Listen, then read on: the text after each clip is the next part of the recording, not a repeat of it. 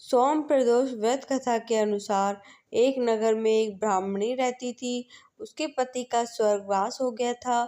उसका अब कोई आशा जाता नहीं था, इसलिए प्रातः होते ही वह अपने पुत्र के साथ भीख मांगने निकल पड़ती थी। भिक्षाटन से ही वह स्वयं व पुत्र का पेट पालती थी।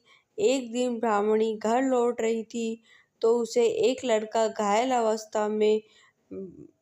अवस्था में कराहता हुआ मिला। ब्राह्मणी दयावश उसे अपने घर ले आई। वह लड़का विदर्भ का राजकुमार था।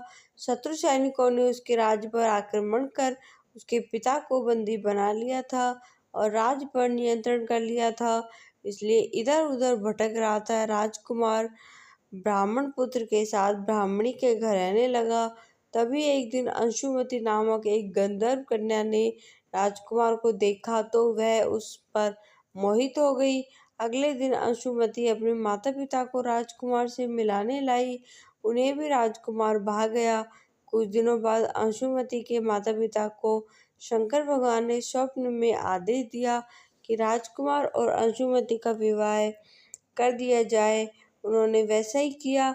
ब्राह्मणी प्रदोष व्रत करती थी। उसके व्रत के प्रभाव और गंधर्व राज की सेना की सहायता से राजकुमार ने विदर्भ से शत्रुओं को खदेड़ दिया और पिता के राज्य में को पुनः प्राप्त कर आनंद पूर्वक रहने लगा। राजकुमार ने ब्राह्मण पुत्र को अपना प्रधानमंत्री बनाया।